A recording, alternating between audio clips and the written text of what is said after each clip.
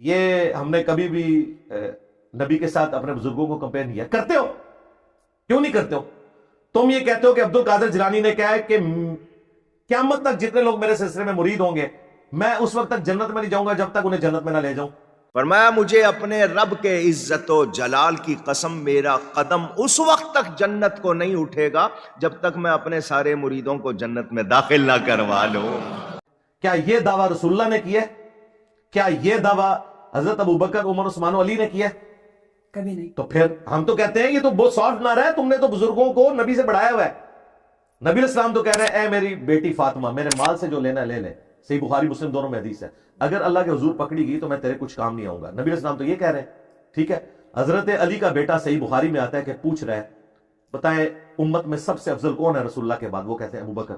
پوچھا اس کے بعد؟ کہا عمر. تو انہوں نے کہا اس کے بعد مجھے خدشہ ہوا کہ حضرت عثمان کا نام لیں گے, تو میں نے کہا اس کے بعد تو آپ ہی ہوں گے. انہوں نے کہا کہ میں تو عام مسلمانوں میں سے ایک مسلمان. حضرت علی تو اپنے آپ کو عام مسلمان کہہ رہے ہیں, یہ ان کی عارضی تھی. ان کے عبد القادر جیلانی کہتے ہیں کہ تمام اولیاء کی گردن پہ میرا پاؤں ہے. میرا یہ قدم تمام اولیاء کی گردن پر ہے. جناب حضرت غوث ثقلین کا یہ قدم یاد کیا رحمت کل ولی اللہ. میرا یہ قدم اللہ کے سارے ولیوں کی گردنوں پر ہے. تمام صوفیاء کے سراج کے امام میرے شیخ و میرے مرشد غوث اعظم شیخ عبد القادر جیلانی, ان کا قدم سب ولیوں کی گردن پر. اور یہ قصیدہ غوثیہ میں لکھا ہوا ہے. قصیدہ غوثیہ کو شاہ عبداللہ محدث دل بھی کوٹ کر رہا ہے, سارے صوفیاء کوٹ کر رہے ہیں. یہ ذرا فیصلہ کریں کہ مولا علی تو یہ کہیں کہ میں عام مسلمانوں میں سے ایک مسلمان ہوں, اور مولا علی کے نام کے اوپر چندے بٹورنے والے, ان کے ساتھ اپنی نسبت کو جوڑ کے تصوف کا پورا فراڈ چلانے والے, اور اس میں بھی ایک ڈومیننٹ پرسنالٹی عبد القادر جیلانی ان کے نزدیک, وہ یہ جب دعویٰ کرے گا کہ میں تمام اولیاء کی گردن پہ میرا پاؤں ہے, تو اس کے بعد تو اس کی بزرگی فارغ ہو گئی ہے جو یہ بتا رہے ہیں. کیونکہ اللہ کے اولیاء جو ہے وہ عاجزی کرتے ہیں, تکبر نہیں ہوتا ان میں. اس سے بڑا کوئی تکبر کا جملہ ہے؟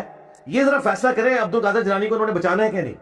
یہ کہتے ہیں جی غوث پاک کا دھوبی تھا. امام اشرف علی تھانوی صاحب ہے, وہ اپنی کتاب فضائل یومیہ کے اندر 3 مقامات کے اوپر لکھا میرے غوث الثقلین کا ایک دھوبی تھا, جب وہ مر گیا تو بعد میں اس دھوبی کو کسی نے خواب میں دیکھا تو پوچھا کیا بنا, تو کہنے لگے کچھ بھی نہیں. فرشتے نے آ کے پوچھا من ربو کا, رب کون ہے؟ تو میں نے کہا میں تو غوث پاک کا دھوبی ہوں. کہا ماں دینوں کا, تیرا دین کیا ہے؟ ارے کہا نا غوث پاک کا دھوبی ہو. حضور غوث اعظم قبر میں آئے اور فرمانے لگے کیوں تنگ کرتے ہو میرے ماننے والے کو, اونچی کیوں تنگ کرتے ہو میرے, یہ کوئی لوارث ہے اس کو تنگ کر رہے ہو؟ حکم ہوا. تھانوی صاحب لکھتے ہیں کہ حکم ہوا فرشتوں اسے جنت لے جاؤ اونچی کہ یہ میرے عبد القادر جیلانی کا دھوبی ہے. اور اس نے کہا مجھے کچھ پتا نہیں, مجھے کچھ پتا نہیں, میں غوث پاک کا دھوبی ہوں. اللہ کے بندو بخاری میں تو لکھا ہوا ہے جو یہ کہتا ہے نا مجھے کچھ پتا نہیں, مجھے کچھ پتا نہیں, اسے فرشتے گرز مارتے ہیں. تو غوث پاک کا دھوبی تو مر گیا, سیدھی سی بات ہے. تو یہ سب کچھ فراڈ ہے جی. غوث پاک کا ایک بچہ شاگرد تھا, اس کی ماں ملنے آئی, غوث پاک جو ہے وہ کھا رہے تھے مرغ, اور وہ بچہ دال کے ساتھ روٹی کھا رہا تھا, اور بعد میں انہوں نے مرغ کی ہڈیوں کے اوپر کم بیز نلا پڑا تو وہ مرغ دوبارہ سے زندہ ہو گیا. اور انہوں نے اس عورت کو کہا کہ جب تیرا بیٹا اس لیول پہ پہنچے گا تو اس وقت پھر وہ مرغ کھا لے. واقعہ آپ کے پاس ایک مائی آئی, ایک خاتون آئی, اس کا بچہ آپ کے مدرسے میں پڑھتا تھا. غوث پاک مرغا کھا رہے تھے لیکن آپ ہڈیاں نہیں توڑ رہے تھے, ہڈیاں الگ رکھ رہے تھے. وہ عورت دیکھ رہی تھی, اس کا بچہ دال کھا رہا تھا, غوث پاک مرغا کھا رہے ہیں. ماں تھی نہیں چپ رہ سکی, بول پڑی میرے بچے کو دال کھلا رہے ہو, خود مرغا کھا رہے ہو, خود آپ مرغا کھا رہے ہو اور میرے بچے کو دال کھلا رہے ہو. غوث پاک اس کی بات سنتے جب مرغا کھا لیا آپ نے ہڈیوں پر ہاتھ رکھا, فرمایا قم باذنی, اٹھ میرے حکم سے. وہ مرغا زندہ ہو گیا. فرمایا جب تیرا بیٹا اس شان کو پہنچے گا تب مرغا کھلائیں گے. یہ غوث پاک کیا رسول اللہ کے طریقے پہ تھے؟ نبی علیہ السلام تو اگر صحابہ نے ایک پتھر باندھا ہوا وہ 2 پتھر باندھتے تھے. نبی علیہ السلام تو خود بھوکے رہ کے اپنے صحابہ کو کھلاتے تھے. عبد القادر جیلانی جو ہیں ان کے, وہ چھوٹے بچوں کے سامنے بیٹھ کے ککڑ پھاڑ رہے ہیں. اس کا مطلب ہے کہ تم جو یہ اتنی بڑی بڑی مہنگی گاڑیوں میں پھرتے ہو بالکل تم عبد القادر جیلانی کے طریقے پہ ہو. انہوں نے خود اپنے بزرگوں کو مشکوک کر دیا ہے.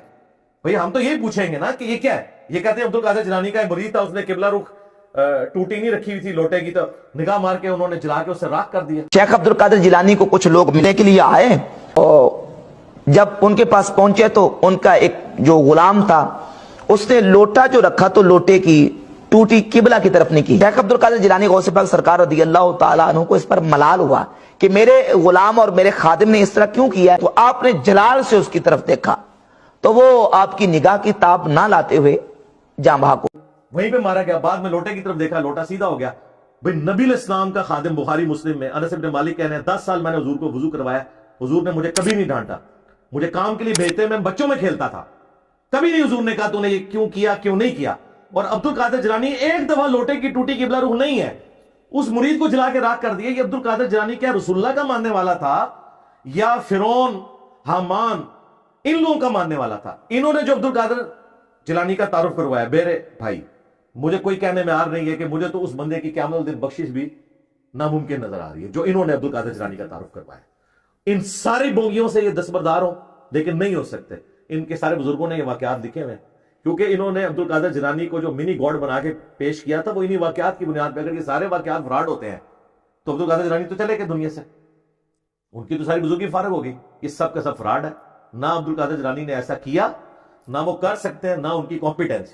کوئی پیغمبر بھی اپنی مرضی سے کوئی مرغا برا ہوا زندہ نہیں کر سکتا. عبد القادر جیلانی تو شاہی کوئی.